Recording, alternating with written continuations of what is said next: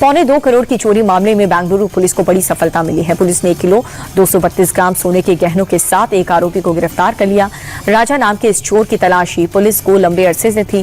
चोरी के 4 मामलों में वांटेड था आरोपी।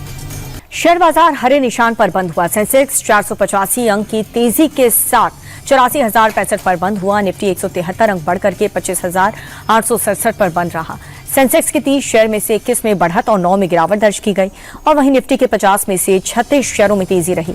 साथ ही 14 शेयरों में गिरावट दर्ज की गई है। मेटल, बैंकिंग और रियल्टी शेयर्स में बढ़त रही। अच्छे तिमाही नतीजों के बाद एसबीआई का शेयर 7.63% बढ़कर के बंद हुआ। बाजार में तेजी के चलते कई शेयर्स को बम्पर फायदा हुआ, वहीं कुछ शेयरों को नुकसान का सामना करना पड़ रहा है।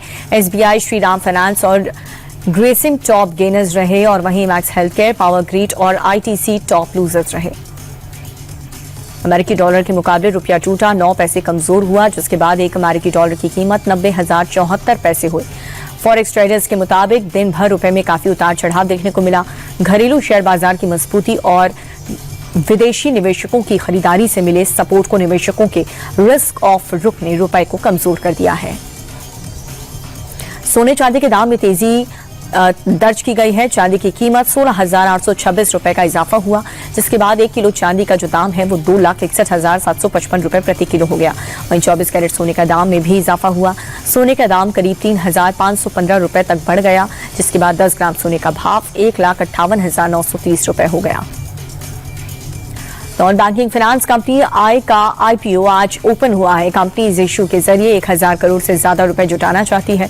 निवेशक आईपीओ में 11 फरवरी तक बोली लगा सकते हैं। इन्वेस्टर्स मिनिमम 14,964 रुपए का निवेश कर सकते हैं। आईपीओ के अधिकारी तौर पर खुलने के पहले कंपनी ने 6 फरवरी को एंकर निवेशकों के जरिए 454.5 करोड़ रुपए जुटा लिए। फरवरी के पहले कारोबारी हफ्ते में टॉप 10 कंपनियों की कंबाइंड मार्केट वैल्यूएशन में बढ़त हुई है। टॉप 10 में से 8 फर्म्स की वैल्यू 4,55,000 करोड़ रुपए बढ़ गई। रिलायंस इंडस्ट्रीज इनमें सबसे बड़े गेनर्स रहे। रिलायंस को 1,41,000 करोड़ रुपए का फायदा हुआ और वहीं टाटा कंसल्टेंसी सर्विसेज और इन्फोसिस की मार्केट वैल्यूएशन घटी रही। फरवरी के पहले हफ्ते में निवेशी पोर्टफोलियो निवेशक भारतीय शेयर बाजार में नेट खरीदारी बन गए हैं। एफपीआई ने फरवरी में अब तक 8,100 करोड़ रुपए के ज्यादा निवेश किए।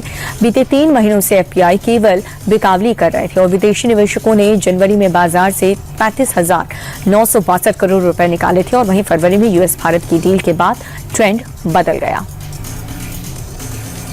इनकम टैक्स विभाग ने इनकम टैक्स रूल्स 2026 का नया ड्राफ्ट जारी कर दिया है और ये नया नियम 1 अप्रैल 2026 से लागू होंगे। नए प्रस्तावित ड्राफ्ट में नियमों और फॉर्म की संख्या में भी कटौती की गई। अभी तक 511 नियम और 399 फॉर्म थे। नए ड्राफ्ट में इन्हें घटा करके अब सिर्फ 333 नियम और 190 फॉर्म कर दिए गए। टैक्स फाइलिंग की प्रक्रिया को सरल बनाने के लिए ये फैसला लिया गया है।